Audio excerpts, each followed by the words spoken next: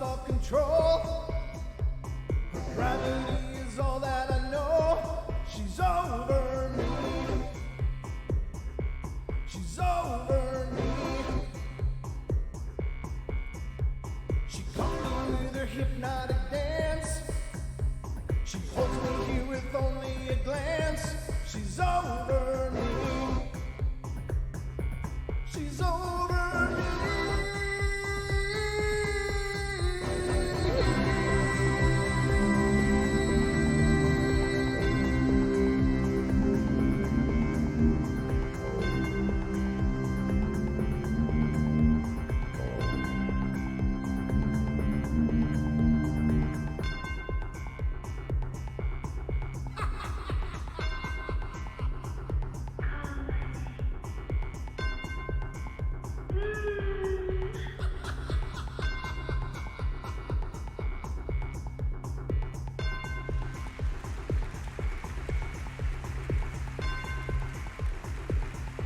Ladies and gentlemen, boys and girls of all ages, welcome to the Paranormal Portal.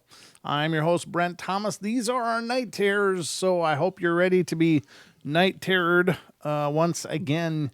Thank you all for joining us. I appreciate you all for being here. I know it's been a busy day, but a good day, and I don't know, I made some progress on a few things, so that's always good. But yeah, back at it. Just doing the thing that I do, and thank you all for being here and being a part of what I do. Actually, a huge part of what I do. It wouldn't make sense to do this if it wasn't for you guys. So the Night Terrors are shorter format shows where we discuss the paranormal, but largely ghost encounters. I think that they're awesome, and there's gajillions of them out there, but I hope you guys like a good ghost story, because that's what we're going to get into. The phone lines will be open throughout the duration of the show, so call in if you want. 720-923-0500. Again, 720-923-0500. So that's the number for fun. The digits to the fun. That is the Paranormal Portal. Those are my digits. I'm giving you my digits, people. So I don't even know what that means, but welcome everybody, and I hope you all are ready, because it's time for bed.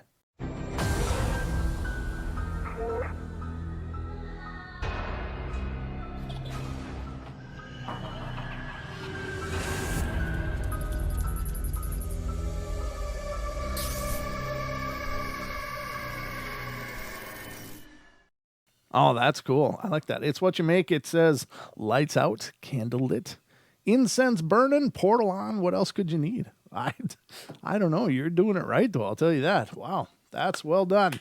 I always think that it's kind of cool to put down the lights and just relax, have a nice libation of choice, and sit back and listen. At least I hope so, but I'm too busy reading stuff here to really relax. But I hope you guys are enjoying it. Oh, God. You hear that whining noise? The Minion has a little mini drone thing that he got for Christmas, and it's the noisiest little damn thing in the world. So I apologize if you're hearing that electronic whining noise. That's this little thing in the background. I got the studio closed up, but some things, some of the walls in this house just aren't that thick, apparently. So anyway, I hope you guys are all ready. I got some stories pulled up for you. I hope that'll entertain, but we'll see how it all works out. The first one I'm going to read you is not really long, but it comes out of North Carolina, which is Deb's stomping grounds, our very own Deb Varner, who will be coming up on the 8th. May 8th, Deb will be joining us, and we'll be doing psychic readings to callers of the show, so make sure you tune in and give yourself a chance to get a peek into all this madness that's going on in 2020. So hopefully that'll be a great show. It always has been. Deb does an amazing job, and she's been such a wonderful, dear friend of mine personally, and a friend of the show for so long. And so tune in May 8th. That'll be coming up. What else did I have? Oh, I got a guest coming up on the 25th. I can't quite announce it yet because I promised him I wouldn't. But just suffice it to say, this Saturday night will be a great show, especially if you like Bigfoot. That's all I'm going to say. I'm not going to let any more out of the bag. I've been, just keeping it on the down low. I'm going to go for the grand reveal. I'll reveal it just a day or two before the show, but it's going to be a great show. I'm really looking forward to it. So if you like yourself some Bigfoot, you're going to love the 25th. So the 25th is this Saturday night coming up on the show. So definitely tune in and check it out. Okay, so let's go to North Carolina and see what's going on. It says, I still remember this as if it just happened yesterday. When I was 4 years old, I lived with my grandparents, and they eventually adopted me. My grandparents and I went to a garage sales every Saturday morning without fail. It was about 6:30 in the morning, and my pawpaw was out getting gas for the car, and my mama, my pawpaw and mama, okay, was in her bedroom putting on her clothes. I was just sitting on the couch eating a bowl of Rice Krispies and watching cartoons. My grandparents had bought a brand new TV with remote and had cable. Remember, this was 1980, so there was no one in the living room with me at all, and I thought I was grown up to get to be alone in the living room. And as soon as I thought that, the TV went all weird. My cartoon blipped off, and I became very angry. I went over and hit the TV a couple of times, and it came back on. And as soon as I sat down with my cereal, the cartoon blipped off again. I got up and went over into the front of the TV. The screen began to blink, and all these faces began appearing on the screen. I screamed, and my mama came running out in her slip, and I told her what happened. And she thought maybe the cable wire came out of the back. She inspected the back of the TV and found that the wire was secure in place. She hit the top of the TV, and the cartoon didn't come back. Instead, on the screen, there were these faces that looked really weird. The channel had not been changed, and there was nothing to explain why these faces were appearing. My mama could hear whisperings, and she turned up the volume, and the volume went up, but the voices still remained inaudible, and the same whispery level as before. Well, she was getting a little upset, and she had the idea of pulling the plug out of the wall to see if that would fix the TV. She pulled it, and the TV stayed on for about 5 or 6 seconds, and then went off. Well, the TV always went off immediately after pushing on the off button. She screamed, and I was crying by this point, and she took me by the hand, and we ran outside into the backyard and sat on her swing until Pawpaw came home a few minutes later. He saw us and got angry with Mama for being outside in her slip and for me being out in my gown. She was scared and shaking and told him what had just happened and that she would not go back in that house until the TV was taken out. Well, he was upset by this. He had bought that TV the previous week. So he took the TV out of the house and waited until a TV repairman opened his shop. The repairman took apart the TV and tested the tube and whatever else they do to TVs. And he couldn't explain why the TV went on the fritz like it did. Nevertheless, the TV was returned to the furniture store and we got a new one. That TV never acted strange. After the TV incident, we started experiencing acute paranormal things that almost always happened when I and my mama were alone in the house together.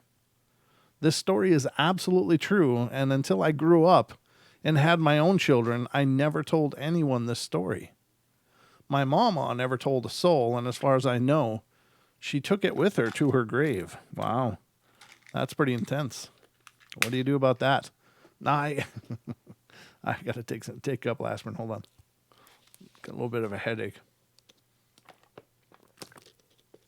I don't know if any of you how old you are, but there used to be a time when that was seriously like a fix for some electronics.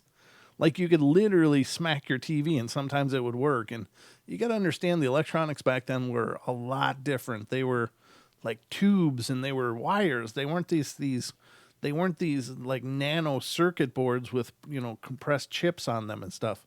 Everything was wires and tubes and, it was a whole different technology. And so, sometimes things would just get loose and you could smack your TV and get a picture. It was really great troubleshooting. It was a first troubleshooting tip at home. Ma, the TV's on the fritz. Well, did you smack it? Yeah, it didn't come back on. Oh, damn. It was like the first troubleshooting technique everybody used after they made sure it was plugged in or there was power. It was like, well, hit it. See what happens. So some of you may recognize that and have experienced it. But that's no longer the case, obviously, but you still see people hitting their stuff. It just doesn't help anymore because it's not like there's a loose, transistor or, a loose wire, maybe a loose solder connection on some big piece of equipment inside of there. But yeah, you could smack things and make them work back in the day. I know Duke knows what I'm talking about. We, Dukes of my generation. So anyway, very cool. But we can't beat up our electronics anymore. Everything's much too fragile. Yep. The Fonzie trick. You got it, MCAT. Yeah. Yep. So yeah, I mean that is weird. I don't think it was ever the TV that was the problem, but this family equated it with the TV because that's where the phenomena took place. I think that for some reason they just stirred up some kind of trouble. Who knows? Who knows what the hell was going on there? Could have been an attachment on something else. I don't know. Sound like the TV was brand new though, like he got it from the store. So I don't know. Very strange though. Obviously the problems didn't stop there though. All right, let's continue on and go on to the next one. This one again is North Carolina, and it has to do with non-human entities. Ew. So I don't mean to say, ew, like, oh no, it's not human, this is going to be terrible. But you have to understand that if something was human in its lifetime, then by logic, you can appeal to those values that most people have. Like, hey, don't, you're scaring my kids, or, don't do this. You're really bugging me. I can't sleep, and it's people that have had a human experience could relate to that. So maybe you'll get an empathetic response and maybe some kind of respect. Non-human things, on the other hand, they don't always have those same reference points. So, telling them that they're scaring the kids is probably going to be about as important as, hey, you stepped on my grass, They don't have those same ideals, theoretically, at least with me. I think that's the formerly human entities, I think, are usually very reasonable for the most part. And non-human entities, of course, can be very benevolent and wonderful.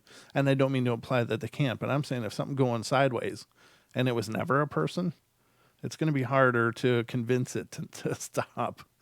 They just don't have our experience, I don't think. I mean, we don't know what their experience is, but this is me just spitballing as I'm going. So let's see what's going on in this story, though. It said it was about a month before my paw passed away. Same author, as it turns out.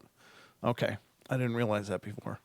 Passed away, and I was staying with my aunt and uncle throughout the week so that I could go to my junior high school, and so that my mama could go and stay with my paw while he was in the hospital. I would stay with her on the weekends, and anyways, I stayed with my older cousin's room while he was away at college, and I really didn't make this room my own because I never knew how long I was going to be staying. My pawpaw was seriously ill with cirrhosis of the liver and emphysema, and stayed in and out of the hospital, and well, this particular week he was back in the hospital. It was Sunday night, and I went to bed at around 9 p.m., My uncle and aunt and my other cousins were all in bed by 10. And I always locked my door before I went to bed for some reason. I turned out the lights and fell right to sleep. Around 3 a.m., I was awakened by the feeling that I was not alone in my bedroom. I laid there a couple of minutes with my eyes closed, attempting to feel whatever or whoever was in my room. I didn't make a sound. I rolled over on my left and opened my eyes, and what I saw startled me, but it didn't scare me. There was a small figure about 3 feet tall standing next to my bed.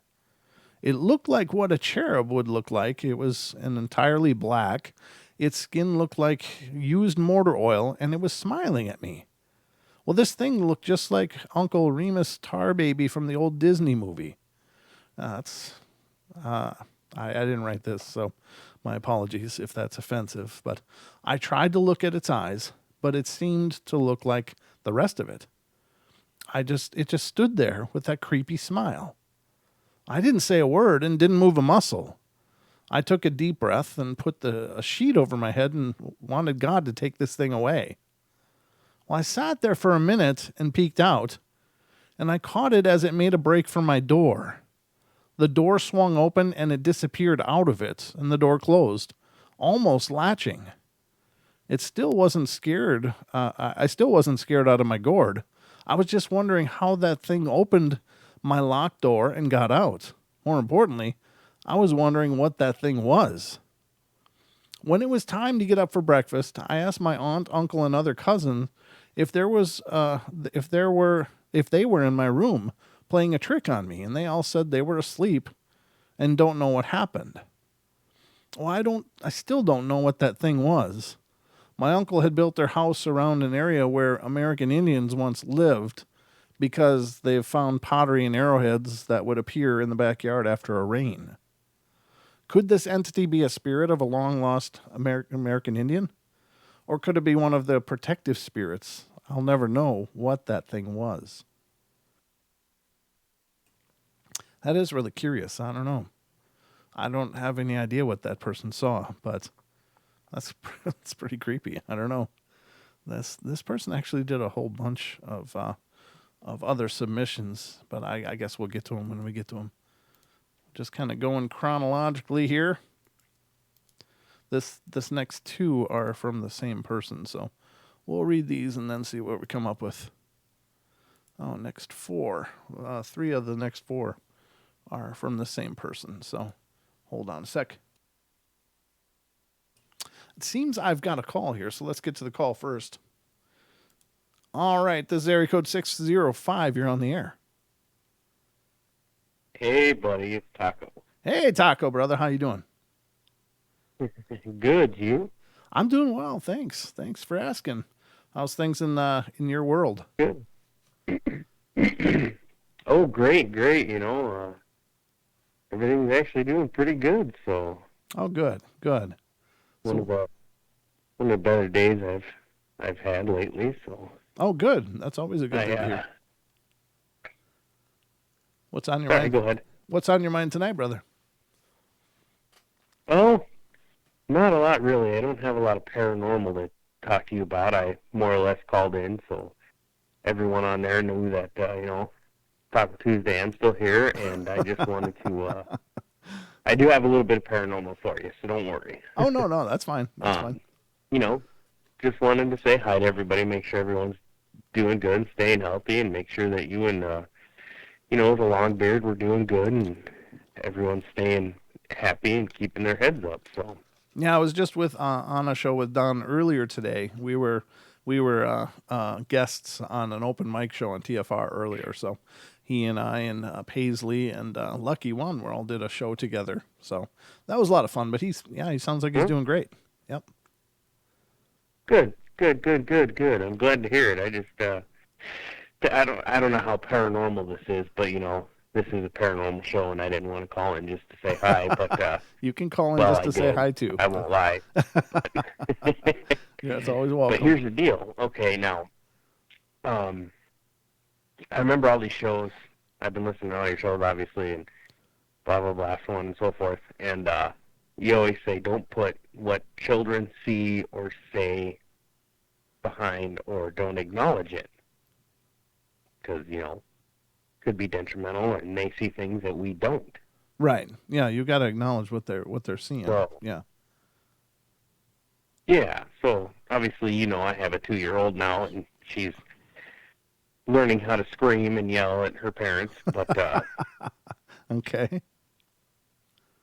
it was about 2 weeks ago. I was in her bedroom with her, getting ready to lay her down, and she kept saying goodbye. And she'd look at the window. The window's closed. It has a shade over it, and she'd say goodbye, goodbye. And I kept asking her. I said, "Who are you talking to?" And she'd just kind of look away, and then she'd look back and be like, "Bye, Oh. bye." And then I laid her down, and she went to bed. Now, do you think Yeah, do you, that's do you think that's something I should keep acknowledging because that's the only time she's ever done it, or do you think it was just her being just a little kid?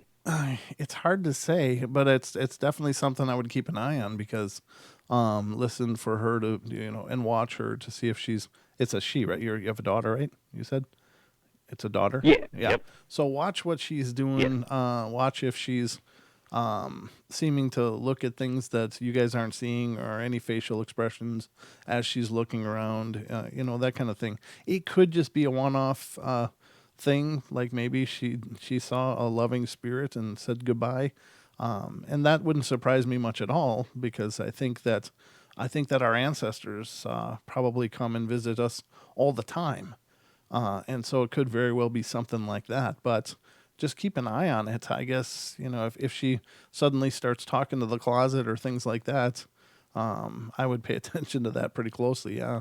I think it wouldn't Oh surprise me yeah. if it was one off, but I would watch to see if it's an emerging thing, because she's a young child, and while I think 99% of those things are benevolent and fine, there is always that 1% where it could go sideways. So keep an eye on it and trust your gut. Trust your gut too. I mean, if you get the feeling that something's sideways, then trust that. Yeah, yeah. See, that's why I call you, because you're the only expert I know. You don't say you're an expert, but you are. You've been through enough. You've heard it. You've done it. You're an expert. You need to give yourself more credit there, I feel.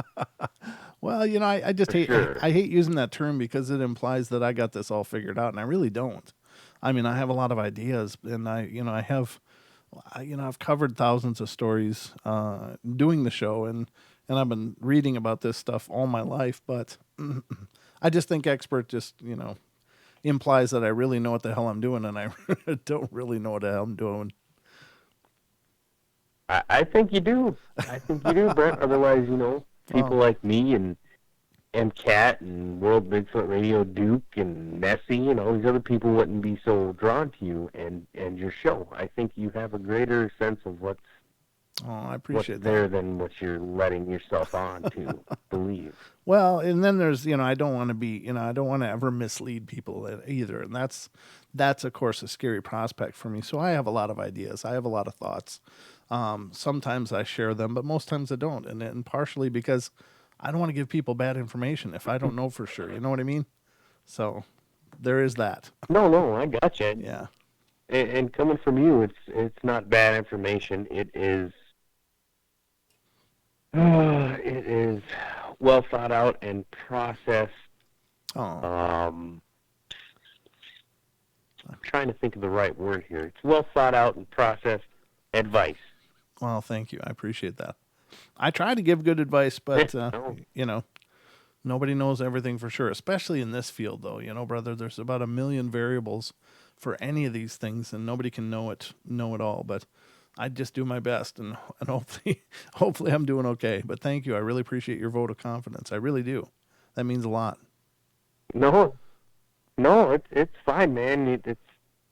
It's great. Why do you, like I said before, why do you think all these people are drawn here and come back every night? Because in these times right now, man, it's we need you to read these stories and do these things for us, because you're keeping our sanity in a world of chaos. And Oh, even this phone call for me just to basically call and say hi, see how you're doing, and make sure everyone in chat's doing good. And not only is it Taco Tuesday, but I figured I better, call in. oh. Well, It's nice to hear, because even when my kid was saying goodbye to something that wasn't there, it's just nice to hear from somebody who has a better scope of what what I what's appreciate that. there than what I could do. So Well, thank you, brother. Just keep an eye on it. I wouldn't be alarmed just because it happened, but definitely it's maybe a cautionary flag to keep your eyes open, see what else you notice, and it's probably nothing, but it might be something. So it's better to be safe than sorry.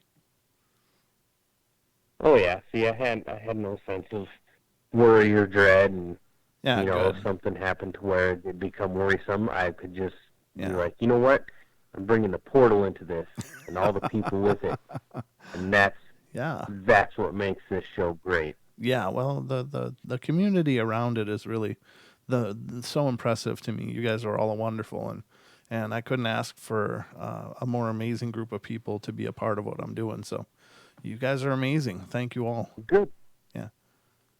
good, and just don't forget, man, you are You're here for a reason, and the reason is to keep us entertained, and you're doing a fabulous job. So, Thank you, brother.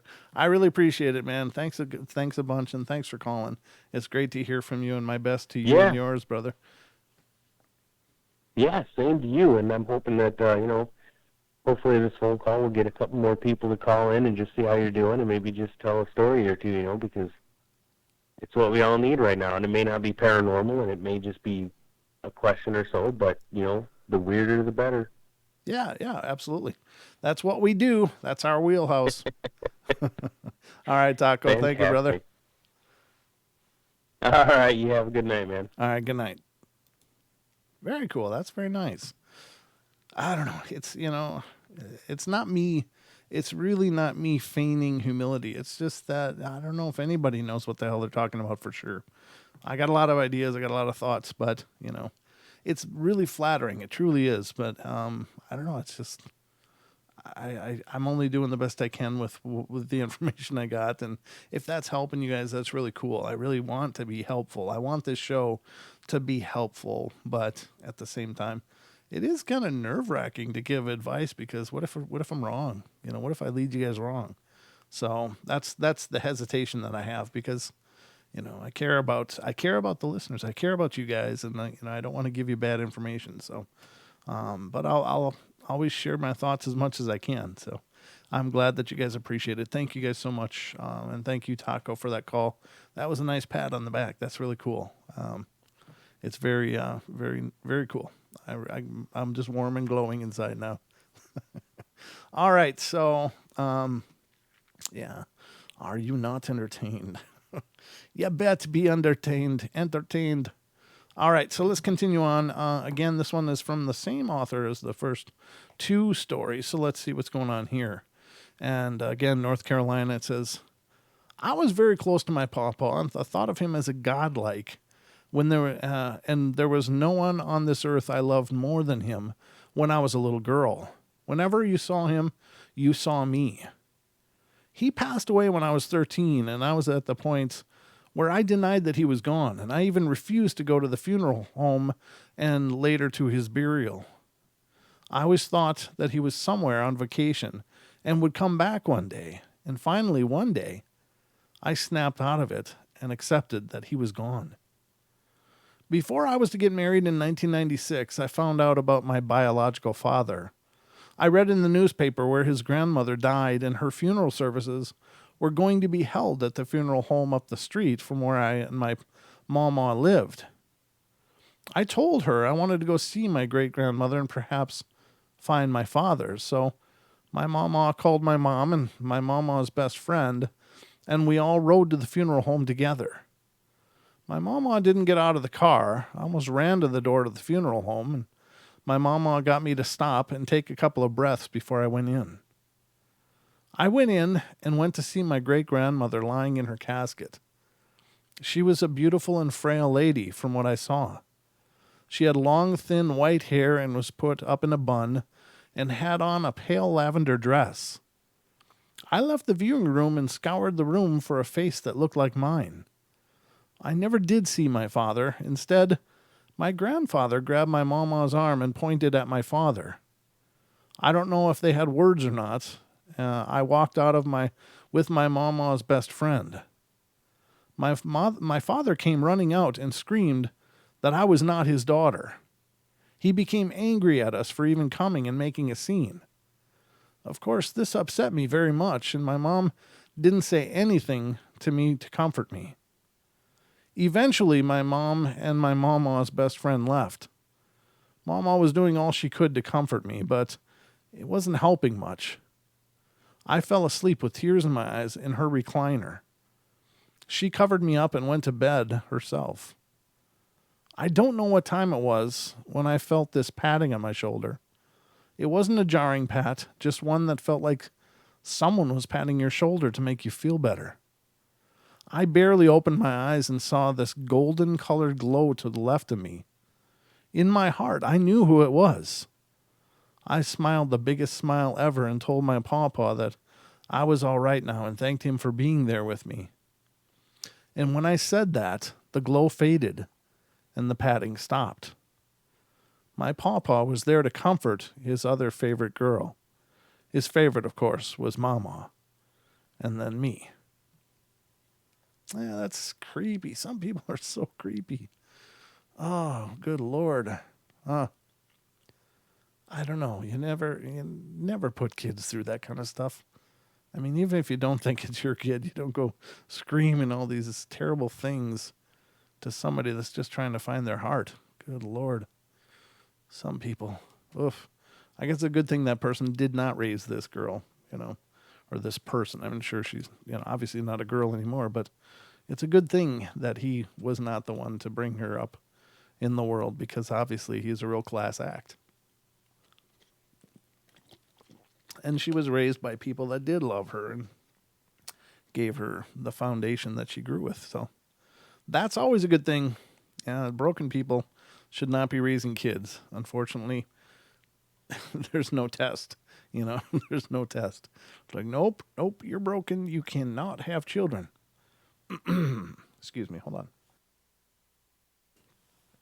All right, and this one again is from the same author, and it says, I was a month away from delivering my first child when Mama passed away from complications of diabetes.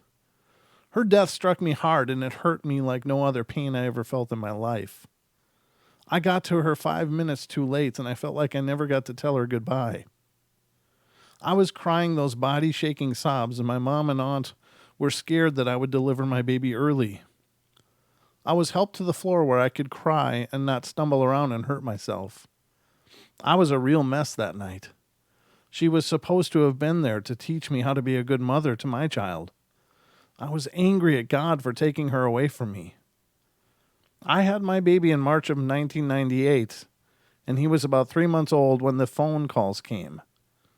I had my portable baby monitor clipped to my shorts, and I was outside hanging clothes out on the line.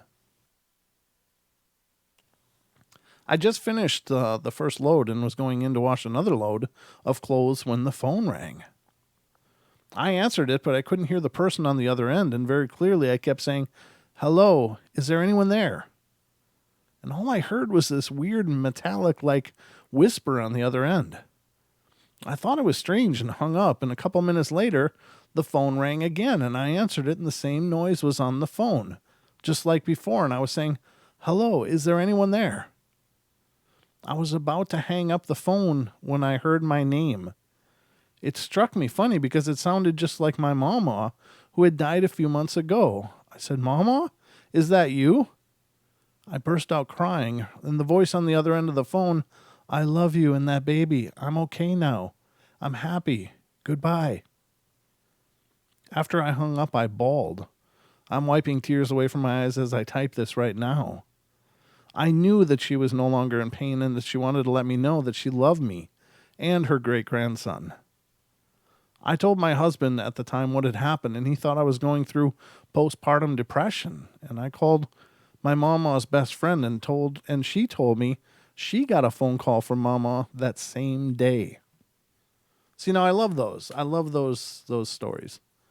That to me is incredible, and what an amazing thing. I mean, could you imagine picking up the phone, and on the phone is this person that had passed on, and they're reaching out? Oh, God, what a powerful act of love. That is just, it just gives me the chills. It's so cool. That is just incredible. Very cool. Sorry, I'm just really froggy. Ribbit. All right, I think I got better. So this one is a long one next, and this is coming from California. And it has to do with apparitions, voices, and touches. My God, this show is just flying by, ladies and gentlemen. Is it going fast for you guys? It's not just me, right? My God. It's already 7:35. I can't even believe it goes so quickly. Feels like I just started the stream and got a phone call. That's what happens on Taco Tuesdays, ladies and gentlemen. Okay, so California, this one's coming from, and it's apparition, voices, and touches. After a long period of inactivity, the weird experiences I had in the past days seemed to bunch together in order to make up for the uneventful month that I've had overall. The first experience occurred last week, Friday, at around 7 or 8 p.m. My fiance and I had just ordered our food at the drive-thru speaker of a fast food restaurant. As I pulled my car around the corner towards the pay window, I saw a large dark shape move impossibly quickly across the lot at the end of the drive-thru. In 2 bounding leaps, and in those 2 leaps, it had cleared at least a 10-foot span. It was too small to be a person. It was solid black. It had the distinct feeling that it was an animal, although I never really saw any known species in California that moved so quickly. I told my fiance that I had seen what I had seen, and he mentioned that earlier that night, on his way to my house, he had caught a glimpse of something that he felt certain was a white dress walking down a side street, but he couldn't see no body that was attached to it. I got a serious case of the willies from that story. The second experience was yesterday. Afternoon at work, which was completely off the wall since I've never had anything strange or out of the ordinary happen at this facility before. I work in a warehouse and it's pretty busy. There's usually at least 5 people in the warehouse alone and well over 50 in the rest of the building. And it was about 10 a.m. And only one other person was in the warehouse with me. The doors were shut and everyone else was on break. Or they were running errands somewhere else in the building. And I was going to take a package over to a pallet a few feet from my desk. And only a few seconds after I stood up, I heard a very distinctive moaning sound. Almost like a whimper just from beside my desk. I'm certain it was a masculine voice. And it sounded peculiarly, sorry, that word is always tough for me. Peculiarly muffled, but quite loud. I looked up to see if it had been a coworker, but he was leaning over his keyboard and working as normal. The sound was way too close to me to have been him, and the strange thing is, I usually sense presences before I hear them. But I didn't sense a thing, and I was baffled as to where the sound was coming from. As soon as I sat down, I felt a gust of cold wind rush over my face and hands. There were no open doors, and it was over 70 degrees Fahrenheit outside.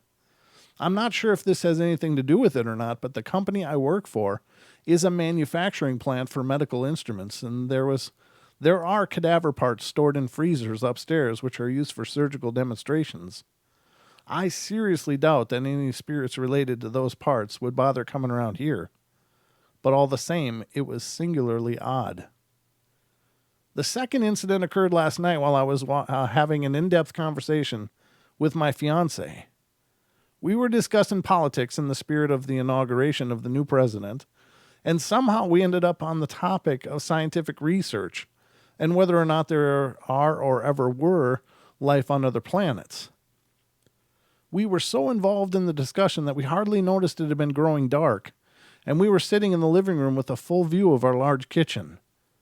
Out of nowhere, I saw something move from the corner of my eye, and I looked up just in time to see a reflection in one of the kitchen cabinets of a glowing white, human-shaped figure moving very quickly across my living room, almost right where we were sitting, and I had stopped mid-sentence to observe it, and my fiance asked me what was wrong, and I told him, nothing, I just thought I saw something. We continued our discussion, and only a few minutes later, he paused mid-sentence and looked up almost exactly in the same spot I had been looking. He stood up and he looked at the media room behind the living room, and there are soundproof glass windows that look into the media room, which is basically a theater room, and he tried every way that he could to recreate the strange reflection he saw. There was no light coming into the house from anywhere outside, and the only light that was on the inside of the house was a small nightlight plugged into the kitchen. Not far away from the cabinets to have been, or too far away from the cabinets to have been reflected in the glass, I asked him what he saw, and he told me the same thing, which I had not described to him at all. He saw a glowing white figure that looked like a human person moving quickly across the living room. Unnerved, we both decided to have the rest of our conversation with the lights on. Do you think that something has attached itself to me or perhaps to my fiance? If it has, it feels like it traveled back and forth between us because we each have weird little occurrences both on our own and when we're together. The thing is, I hardly ever feel scared when these things happen, just somewhat startled. I don't feel any bad presences or anything. Does anyone have any ideas? I also think that I might have found something about my Taylor story, so if you get a moment to read it, I'm going to post a comment on there explaining what I found out. I don't know what that even means.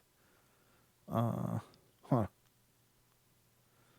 Oh, there is a story that's linked to that person, but anyway, we've already read it whenever that was. So, very interesting story. I don't know.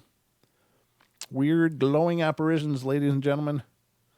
They are they're kind of a staple of the ghost stories. I don't know. It's not the glowing apparitions that worry me as much as the shadowy dark ones. I think those are the ones. And maybe that's a personal bias. Maybe that's a classical I don't know, community psychology kind of thing, where we assume if something is light, it's good. If we see something dark, it's bad. The old cowboy movies, the guys that wear black hats were bad guys. The guys that wore white hats were good guys. So is it some kind of conditioning like that? So if we see a glowing white figure, we're not as disturbed as we would be if it was a glowing black mass, or maybe not glowing black mass, but a black mass. I don't know. I don't know if any of that really matters, to be honest with you. I don't think that the intention is embodied in how we perceive it. Maybe it is. Maybe it is. I don't know. That's a tough one to figure out for sure. This one is coming from North Carolina, and it's the same author again. The same one that wrote the Mama Pawpaw stories. All right, so it says, my ex-husband and I spent the night with my mama on Christmas of 1997. I was bigger than a house pregnant and was munching on some leftover Christmas dinner. And we were all sitting in the dark while watching a movie, and I was feeling fine. And my baby was kicking about, and I moved closer to my mama so she could feel the baby move, and I sat beside her for the remainder of that movie. She had a Christmas tree sitting in front of the window that was decorated with ornaments that she had whenever my mom, aunt, and uncles were babies, and some ornaments that my pawpaw liked a lot. They were looking their age, but still gave a nice shimmer when the Christmas lights would blink near them. I felt a little funny, and I thought it was a pregnancy thing, and I saw something out of the corner of my eye and turned my head to see what it was. On the tree, there was this large gold ornament which belonged to my pawpaw. It was spinning very fast, around and around, as if someone had wound it up and let it go. I found this utterly fascinating because the rest of the ornaments were perfectly still. The tree didn't move, and nothing was disturbed. I tapped my mama on the shoulder and pointed to the tree, and she looked surprised for a moment, and a great peace washed over her, and she said aloud, Alvin, that was my pawpaw's name, I love you too, and Merry Christmas. And then her touch lamp came on, blinked twice, and went off again. That's awesome. 2 months later, she passed away. For the rest of my life, I will always think that he was there letting her know he was waiting on her to go with her to heaven. I never felt like he moved into the light until she joined him. Oh, that's beautiful. That's a beautiful thing. Quite lovely. Yeah, that's pretty wild. Okay, let's pull up a couple more. I don't know how much time we're going to get for all of it, but we'll see. Okay, the first one that I just pulled up is coming from New Jersey. This may be most of the time that's left, but we'll see how long it takes me. It has to do with children who see spirits. And again, it's commonly believed that young children perceive spiritual energy much easier than us adult people because they're wide open. They don't have the filters we have, maybe the expectations that we have. Because it's pretty well documented and pretty well established, I think, that our expectations shape our reality. And so if you've not experienced seeing spirits as a young child or in a young age, then you wouldn't expect to see them as an adult. And I think that we do fundamentally create our realities.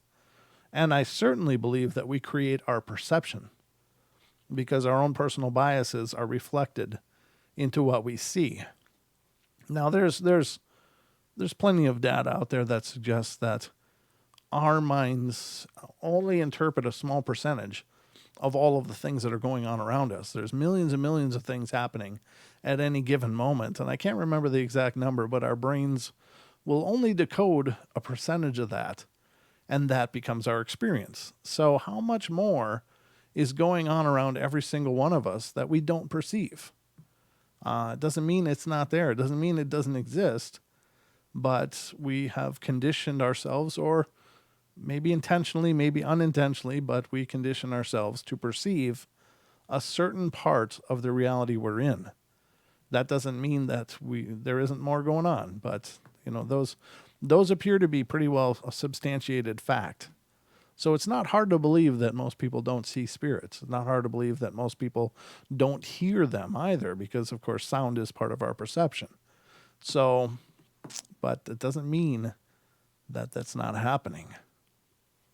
So let's go to New Jersey and see what they're talking about here. It says, this is an experience that happened to me when I was 11 years old. And although I might have been young, I'm positive of what happened that night. It was real. I was living in a 2-story house on Murray Hill Drive that actually much resembled a barn.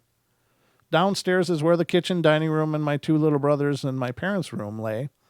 Upstairs, there were only 2 rooms, my sister's and my room, which was connected by a hallway. An old man and his wife had owned this house for many years before their lives were ended unexpectedly in a car crash.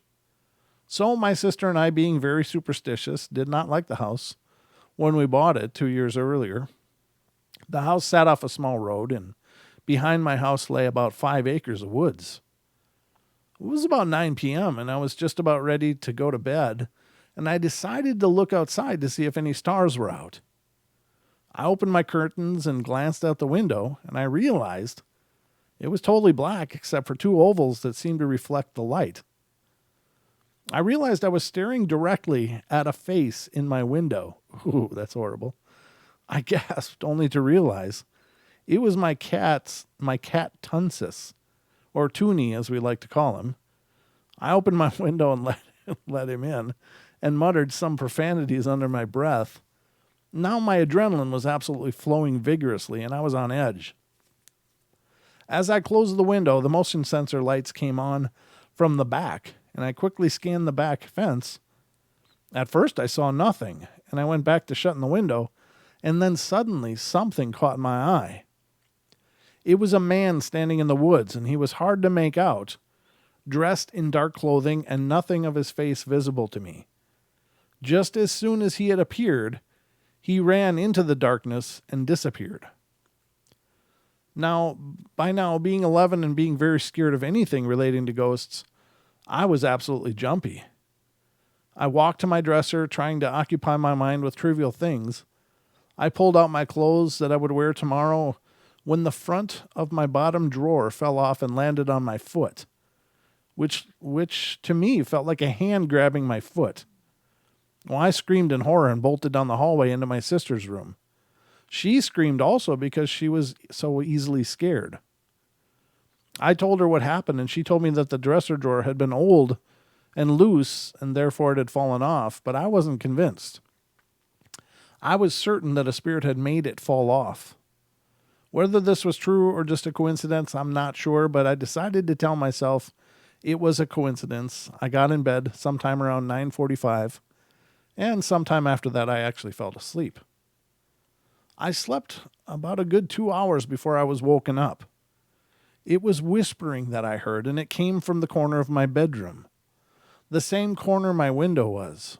Petrified, I peeked over my blankets, and the curtain swooshed up like a woman's dress when dancing, and it slowly died down, and in its place stood a figure, the man from the woods. I remained silent and didn't move. My head still lay resting on my pillow, and I closed my eyes tight, thinking I was just imagining it. I glanced over at my clock to see what time it was. In my mind, for some reason, as long as it was past 12 a.m., I was safe. To my dismay, it was 11:56. Then again it whispered, and I went numb as a chill ran through me. I soon began to understand that I was not imagining it. I glanced up, and he was still there, unmoving like a coat in a closet. The door was closer to him than it was to me, so there was no running, and finally, in desperation, I said a prayer, thinking maybe he was a demon of some sorts. And as I said my prayer, he began to make movement on the wall near the window. He finished, and he whispered once more, and I blanked out from fear. I woke to my mom calling me to get up for school, and at once I remembered, and my eyes darted to the corner of my room, and he was gone. I cautiously walked over to the corner of the room to inspect it. Nothing seemed different except a symbol on the wall. In some kind of black ink, there stood a symbol resembling a snake that I never bothered to touch, and it still remains there to this day. I have never since then seen the man of Murray Hill, and hopefully never will again. Yikes, that's creepy as hell. I don't know. That's that's interesting. I don't know. I don't know that I guess there's I don't know. That one's kind of peculiar to me. Could it be true? Yeah, I guess it could be. Could it be a fabrication? Yeah, it could be. I don't know. I don't know how a dress or face falling on your foot feels like a hand grabbing it. I don't know how this thing just appeared in your house suddenly for what appears to be a one-time event and managed to trace a symbol on your wall that persists to this day, or to the day that they wrote it. That to me is kind of crazy. I don't know. Is it possible? I guess everything's possible, but that one kind of feels like maybe some creative writing. I can't be sure, and I'm not trying to make judgment calls, but after reading so many stories, there seems to be a natural flow to what I consider legitimate stories. They seem to have all similar elements. And then you read one like this, and it's just very different. It's got a different vibe, a different flavor. I don't know how to explain it, but it just doesn't follow the usual rules that all of the other ones seem to follow. It's a very profound introduction to an entity of some kind. I don't know. I don't know what to think of that one, ladies and gentlemen. I'm just calling it like I see him, and this one I'm undecided. Again, everything I bring you to the show is represented as true, so I want to reiterate that. I don't knowingly ever tell you guys stories that are fabricated. However, I've read plenty of stories, and sometime in the middle of them, I'll go, no, this doesn't make any sense. This is crap, and it's just the way it rolls. But I do try to make sure that everything represented on this show is at least supposed to be factual and true. I don't like fictionalized stories. Not that I can't be entertained by fiction stories, but when it comes to this stuff, I don't want to read fictionalized accounts. I want to read the real accounts because I'm on a journey. I'm trying to discover. I'm trying to learn what is going on in these situations, and you can't learn by reading fiction. That's just somebody's creative musings. So let's see. This one I'll read. This is coming from Kentucky, ladies and gentlemen. Oh, looks like my phone dropped, so I guess I'm still going, though. The phone server dropped off at some point, but it was just moments ago, if it did. But this one's from Kentucky. I've not really had much contact with the spirit world until I moved into an old farmhouse in Scottsville, Kentucky. Everyone told me before I moved there that there was something wrong with the house, and that everyone who lived there had reported strange happenings of seeing a black-like shadow lurking around in the house, and when you slept, it would touch you. Well, I shrugged it off as thinking, or as nothing, until one night I was lying in bed and I felt something twitching in my hair. I thought it was just a moth that flew in because I had a window open and it was a hot summer's night. Well, I swatted at my hair and my hand was immediately slapped. I woke up and thought I was having a nightmare, and I went to the bathroom, and sure enough, it appeared right before my eyes and floated right in front of me. After maybe about 30 seconds, it went into the wall. That's a hell of a long time. It would annoy the crap out of me by taking the form of my sister's cat, who would try to jump on my DirecTV receiver because it knew the cat annoyed me. I thought it would stop once I left that house, but it has followed me to the house that I live in now, and that is new. I just don't know what to do anymore. If anyone is or has had any experiences such as this, could you give me some advice on how to make it leave? Again, this story is from 2009, so I hope they got it sorted, but who can tell? So I think that's going to be it for tonight, ladies and gentlemen. I hope you guys have enjoyed tonight's musings on the paranormal. Once again, thank you to Taco. I appreciate your call, brother. And thank you to all of you for being a part of the journey. I really appreciate it. I got a good video to show you guys on Wednesday's show. It was sent to us by our very own Julia Blacktree. It was a moderator in our chat room, and she was out doing some hiking. And we'll go over that tomorrow night, show you what she found. I think it looks pretty cool. It might really be something. So we'll reveal that tomorrow night on the show. So I hope you guys will stick around and check it out. She's a machine. I love going out when we can. Julie and I have been out together a few times wandering around. Oh, I love you too, Gemini. Thank you. We've been out and looking for things a few times, and I really have a lot of fun with her. She's really she's a real energetic spirit, and she's really excited about this stuff. So so she caught something today. We'll go over it tomorrow night on the show. Of course, Don should be here with me, and hopefully he will be. But I think that's all I got for you for right now. So I thank you all for being here. Thank you all so much. Love you all. Thank you, Aussie. I appreciate that, brother.